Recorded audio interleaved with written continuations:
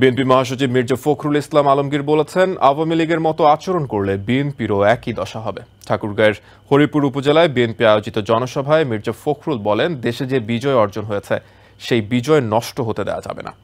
অন্যায়, অত্যাচার, নির্যাতন থেকে দূরে থেকে মানুষের কাছে নিজেদের জনপ্রিয় করে তুলতে বিএনপি নেতাকর্মীদের অনুরোধ জানান তিনি।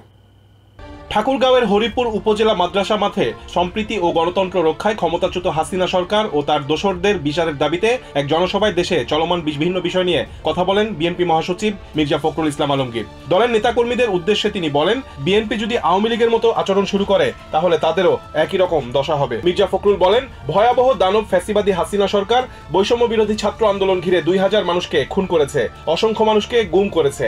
এমন আচরণ বিএনপি করলে তার পরিণতি মনে করিয়ে দিয়ে নেতাকর্মীদের প্রতি অন্যায় অত্যাচার থেকে বিরত থাকতে অনুরোধ করেন তিনি। মির্জা ফখরুল বলেন, ধীরে ধীরে স্বৈরাচার হাসিনা সরকারের নতুন নতুন অপকর্মের তথ্য ফাঁস হচ্ছে। সাম্প্রদায়িক সম্প্রীতি রক্ষার আহ্বান জানিয়ে মির্জা ফখরুল বলেন, হিন্দু সম্প্রদায়কে রক্ষা করা সবার দায়িত্ব।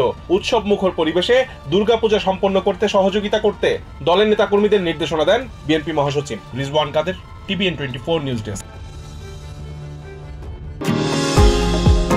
নিউ ইয়র্ক থেকে সম্প্রচারিত TVN 24 টেলিভিশন বিশ্বজুড়ে বাঙালির কণ্ঠস্বর।